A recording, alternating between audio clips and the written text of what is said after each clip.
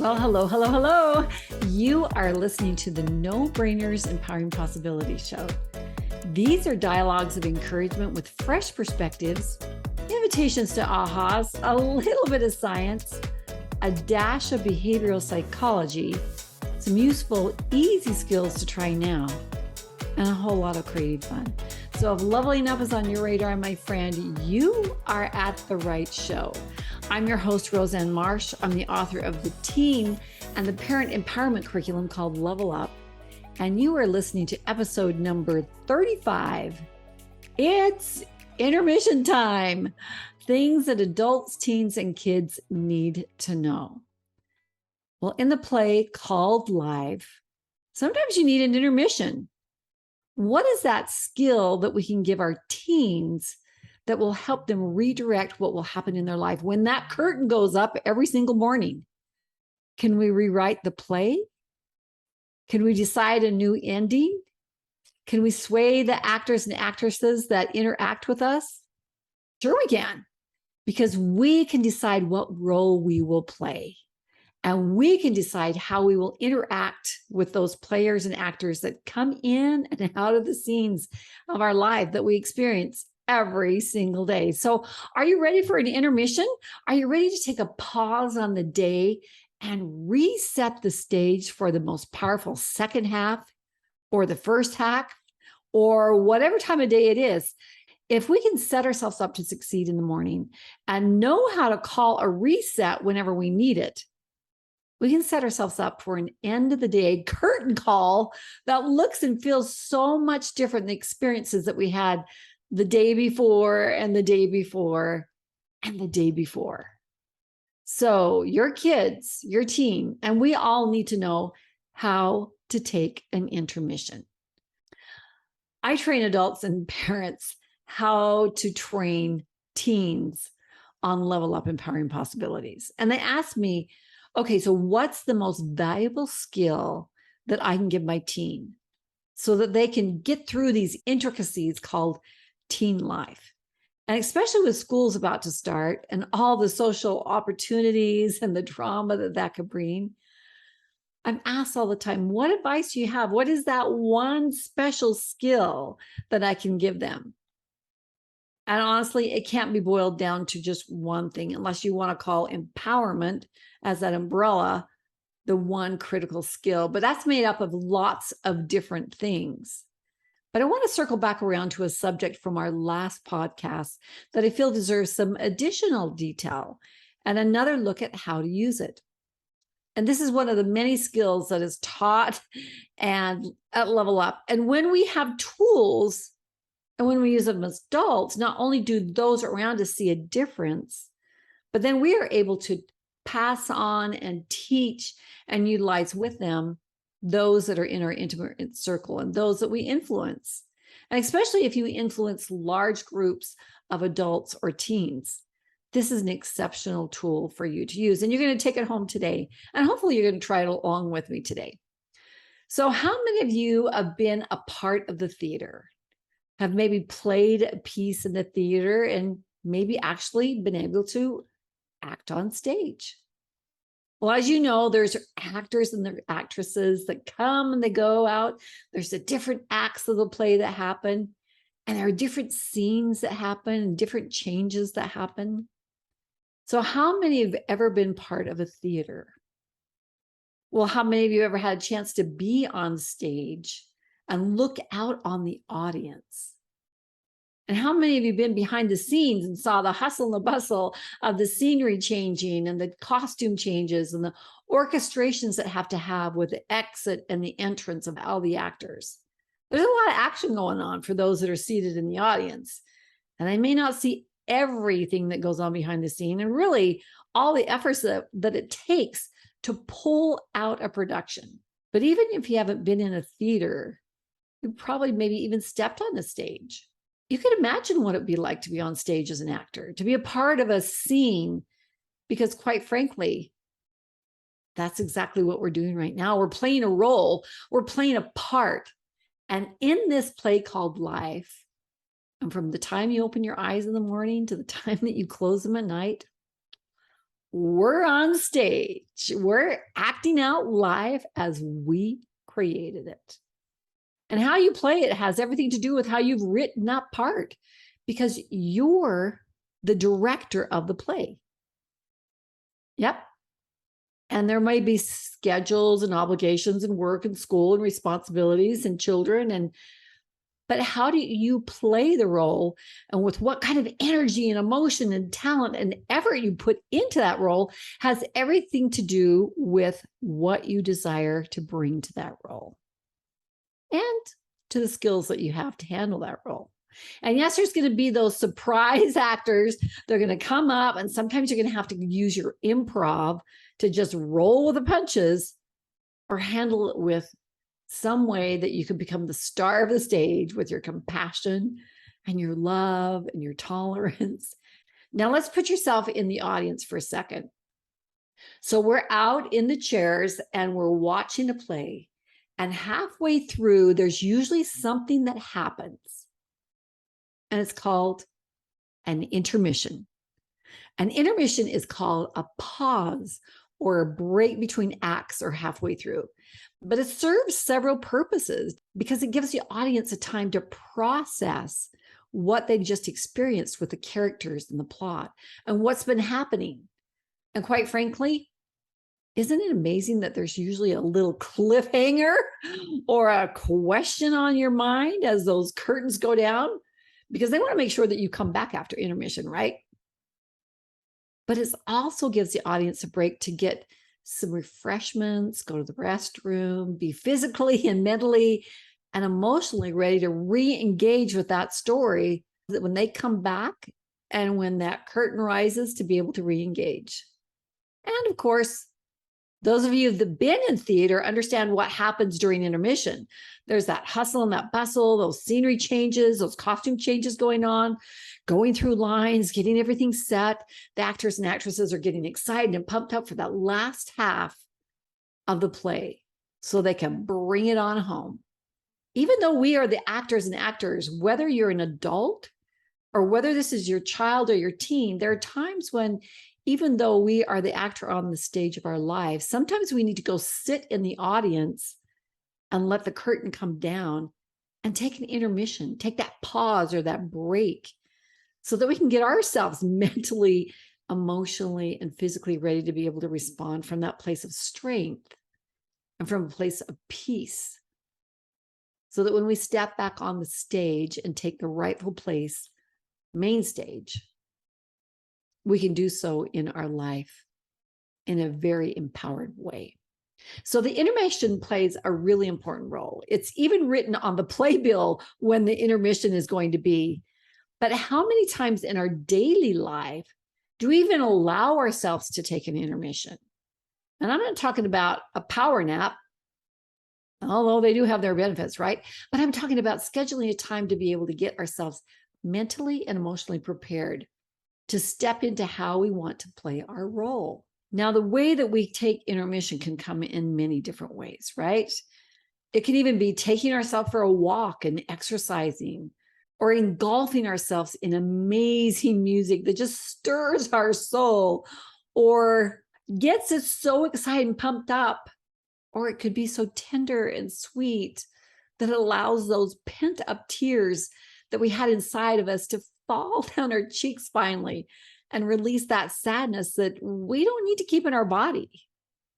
So intermission can mean a lot of different things. It can be journaling or writing up emotions and thoughts and processing and letting go and identifying what doesn't need to be there, or what needs to be changed, or what needs to be added or subtracted, or who needs to be added or subtracted. And you could probably think, oh yes, my intermission would look like this. And this is what I would do. And this is why it's effective for me. But for those of you who don't have an intermission, I want to add on to the podcast from last week where we talked about meditation. Now, before you close your playbill and say, wait, I already know about meditation, there's a type of meditation that every one of our children and our teens, and we need to know how to do. For those lucky enough to have joined us last week and were able to hear my guest instructor, Graciela Stevens, Last week, she talked in our open mic time about if you need to repent. There are guided meditations you can find online that walk you through that. If you need to heal, there's healing guided meditations. If you need clarity, there are those meditations. Or if you need to create, there are those meditations. There are guided meditations for anything you need. But there's one meditation that I want all of us to have in our pocket, because it's our intermission from life and could possibly become your favorite thing. Now, we all need a favorite place where we can escape to from this physical world. It's a place where you feel safe, you feel loved, you feel of worth, you feel appreciated. And it's a place where others can visit if you choose to bring them in. But it's a place that has all the elements of what you love. Now, when I just gave that description, what did you think of? Is it a place you've already been? Is it a place where you were on vacation? Is it a place you would create if you were king or queen of the world? We all have things that we draw from, but there's those fantasy places that we would love to be or create. And I'm going to invite you to start dreaming and constructing in your mind that place that you could go to that could cocoon you in like all its yumminess. So we're going to try a little meditation today, and know that I'm asking you to not only get into a relaxed state and close your eyes so that you can cut off distractions, but be able to go inside and concentrate on the place where we want to be.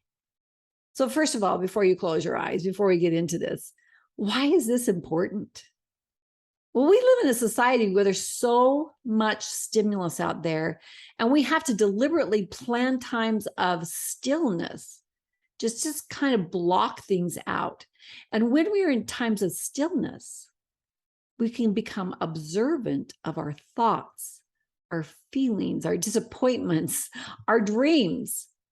We can get our body to stop for a minute and calm it down and put it in the parasympathetic instead of the sympathetic. So taking it out of that fight and flight into a place of repair, restore, and repose. And when we still our mind, when we create something in the present and focus there, we can create a world that locks out the travesty of abuse, of judgment, of comparison that we don't want in our life.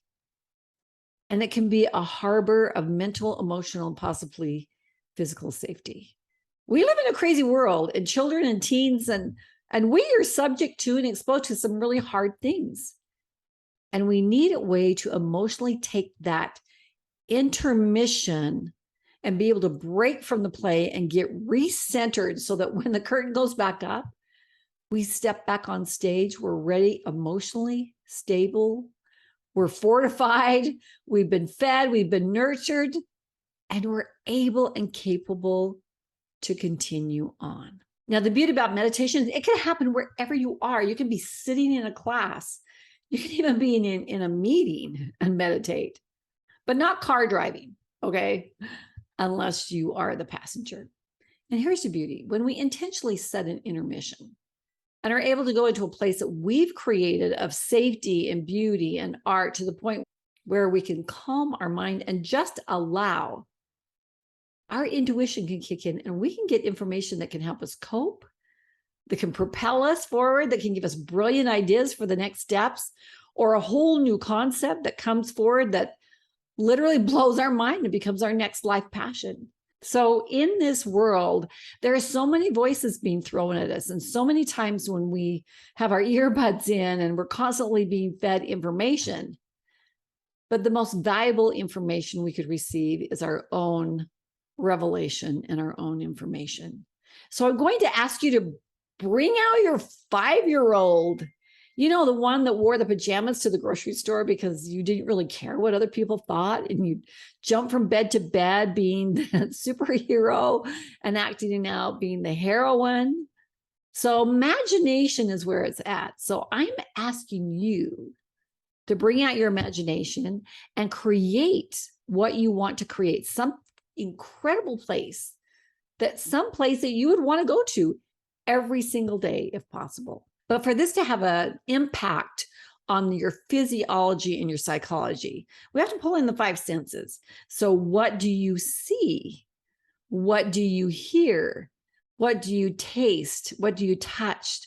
What do you feel?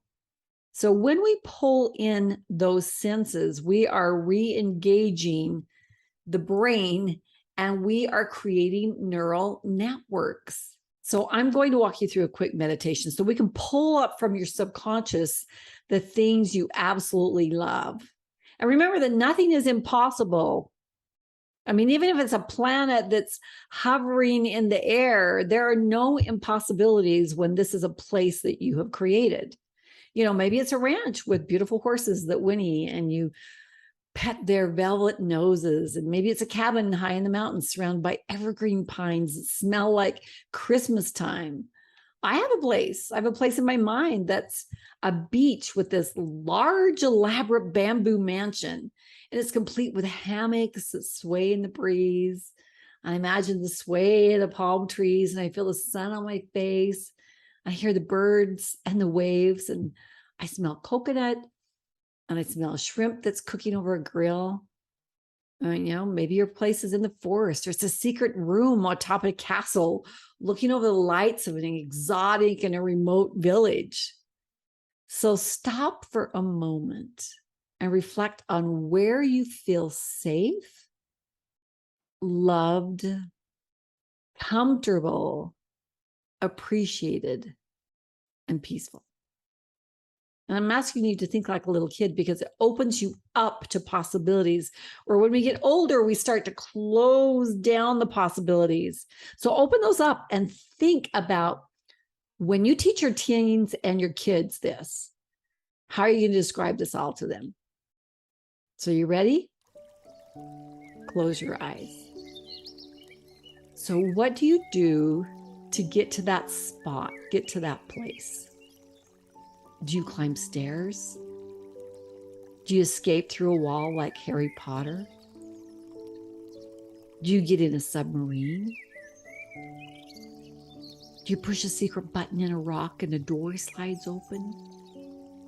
What happens to get you to your secret place? And how do you get there?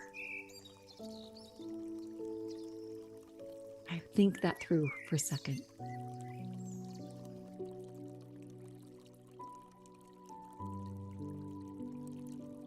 Okay, you're now in your favorite place. And immediately you feel love coming in. It is literally soaking into your arms. It surrounds your heart. Your heart is like bursting. It's as if you've come home to a place you've always known. And you look around in your mind's eye. And what sorts of things are you seeing? Look around you. Go from side to side and look up. And then I want you to look down. I want you to look at your feet. And there's something around your feet. What is it? Get curious about it. Now I want you to pick it up. Pick it up and put it in your hands. When you're feeling this thing, when you touch it, what does it feel like? What's the texture?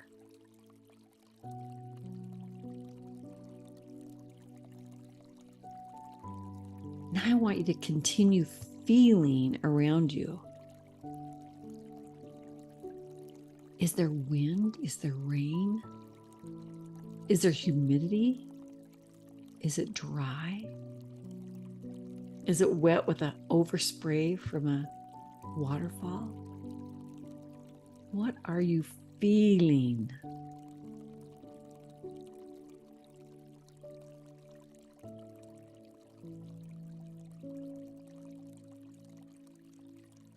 What sorts of things do you hear? Are there animals? Is there wind? Are there birds? Are there other people? Is there machinery or something that's making a noise? What do you hear? Listen for a minute.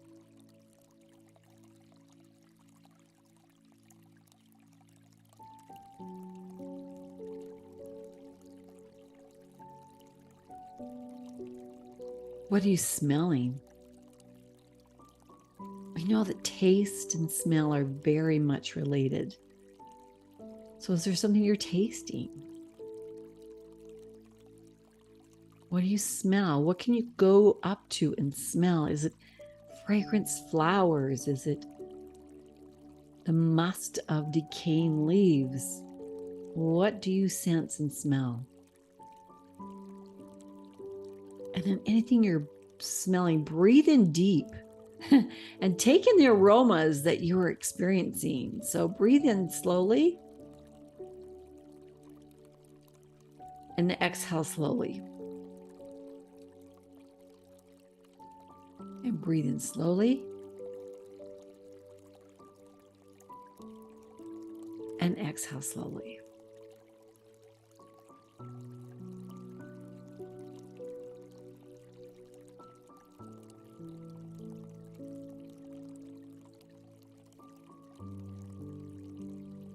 Those are delicious smells, aren't they? So where are you positioning yourself in your favorite place? Are you sitting on something? Are you laying down? Are you walking through something? Or are you standing or climbing?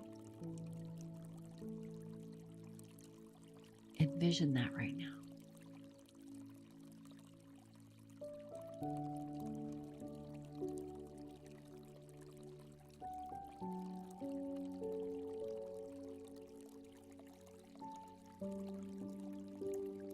Is there anyone else there with you? What are they saying to you? Are they speaking with you or are they just sitting with you? What role do they play there? And of course, this is someone that loves you so much and has your best intention in mind. So experience them for a moment and see if there's anything they have to say to you.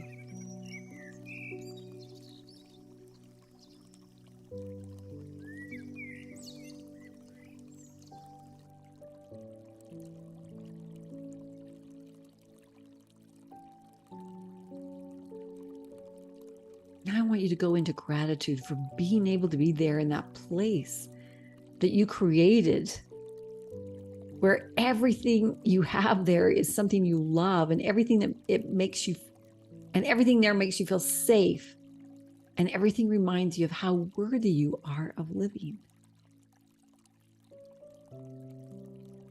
Let your space know that you'll be back. And if you have a name for it, then you'll be able to call it by its name, because we know there's a power in name. So maybe you'll think about that and bring the name back to that place and ask if they will accept that name.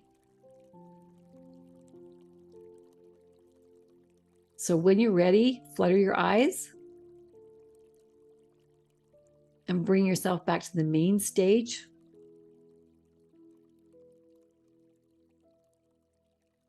Big deep breath in. Exhale out. So how do you feel? Notice how you feel. What you sensed, what you experienced, what you saw, heard, taste, touched, and smelled. I promise you, if you visit this place that you construct, you will fill your reservoir so that when the curtain goes up again, you not only have strength, but you'll have peace. And you'll be able to interact with the other actors in a very different way than if you had not taken an intermission. So here's the amazing part of this. This all took place in your mind. This intermission was in your mind. And your mind and your body do not know the difference, it's as if you experienced it. If you truly use the senses to experience that meditation, if you really, truly felt, oh, this is what I'm seeing, hearing, tasting, touching, smelling, then you physiologically experienced it with your body, and your mind experienced it as if it were real, and it grew neural pathways. And if you return time and time again, and yes, you can change it up. There can be scenery changes there. You can add things, build things into it. Use your imagination. You are only limited by your imagination. Kids and teens are stellar at this. Adults and parents, oh, we're great when we give our minds permission to play. So play. So when can you take an intermission? Well, you can start your day with an intermission. You can take an intermission in the middle of the day when things are kind of out of sorts, when you just need that pause or that break. And you can take an intermission at night before you go to sleep. My hope is that schools where your kids attend are planning meditation time for them to be able to lower the cortisol levels. Studies have shown that schools that added meditation lowered the number of detentions by 30% and raised the cognitive skills by 20%. What does that tell you? Teaching our children to be able to take a pause anytime they need it is that recharge they need to be able to confidently handle more effectively that script that they're living out every single day. You see, at Level Up, we understand the power of being able to prime your brain and your body connection in the morning before you go out, and then be able at night to be able to process what you've experienced during the day, to prime your brain to be able to go to sleep.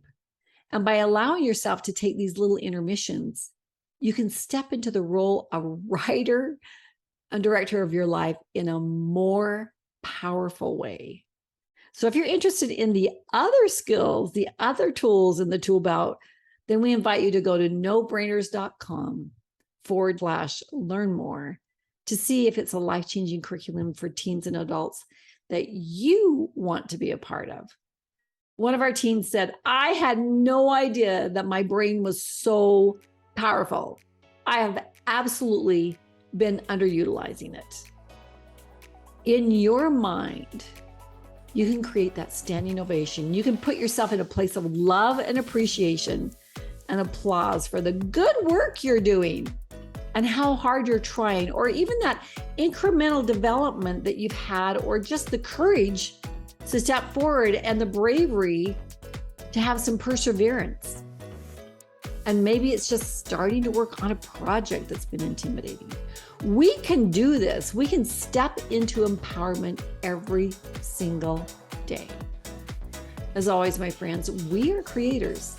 So what kind of an actor on the stage of life are you creating this week? I wish you many happy intermissions. Go out and create it. Thanks, my friends.